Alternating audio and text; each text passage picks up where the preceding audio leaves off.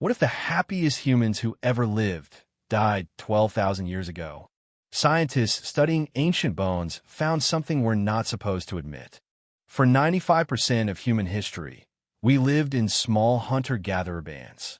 No vasis, no rent, no alarm clocks.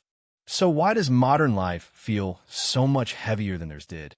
Anthropologists call it the original affluent society, not because they had more stuff, but because they wanted almost nothing. Studies of modern hunter-gatherers show they work just 3 to 5 hours a day. The rest of the day, rest, talk, and play. Compare that to the average person today working 8, 9, sometimes 10 hours. Then commuting, then chores, then bills. But it's not just about time. It's about comparison. Ancient bands were small, usually under 150 people. So you only ever measured yourself against the people around the fire. Today, you're compared to billions. Every scroll shows you someone richer, prettier, further ahead. Our brains never evolved to handle that much comparison. There's another piece too. Ancient humans barely owned anything. A few tools, a blanket, that's it. Because carrying more meant carrying more weight and more worry. Owning less meant losing less, which meant fearing less. And then there's the biggest one. They weren't alone.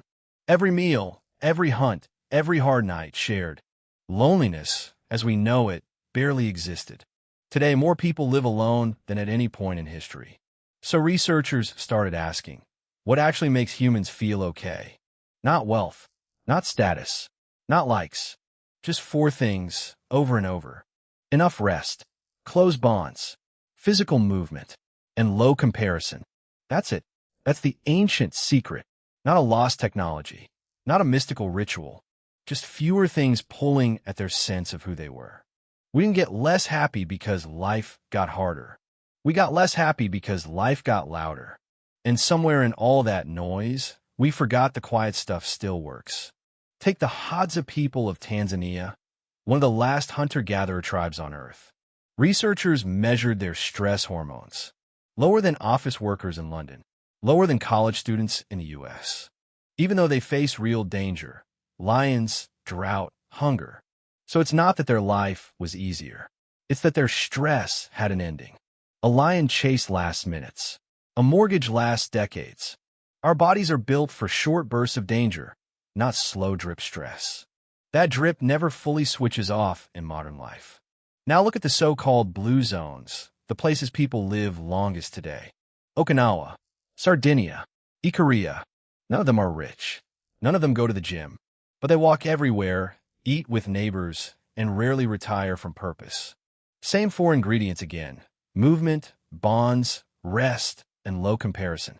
They're a woman named Amai, not her real name, from a Kalahari community studied in the 1980s.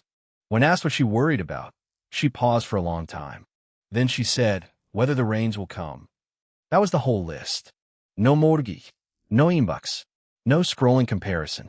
Just one honest, physical, present tense worry. Compare that to the average adult today, juggling dozens of background worries at once. Most of them not even urgent, just present. Psychologists call this background cognitive load, and it quietly drains you all day.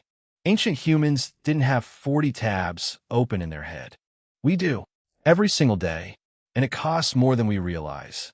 So what happens if you strip some of that noise away, even briefly? In multiple studies, people on digital detox weeks reported feeling calmer within days. Not because anything in their real life changed, just because the noise did, which suggests the ancient advantage wasn't really about the past at all. It's about volume. How much is pulling at your attention right now? Here's the real twist. You don't need to live in the Stone Age to get their calm. You just need fewer inputs, more people, and slower mornings. Fewer things to check, more people to sit with, less pretending to be busy. That's the actual ancient secret. Subtraction, not addition. Not more hacks, not more apps, just less pulling you in every direction. The people who lived 12,000 years ago weren't smarter than us. They just had less standing between them and being okay. So maybe the lost secret was never lost. We just buried it under noise. Subscribe for more videos like this.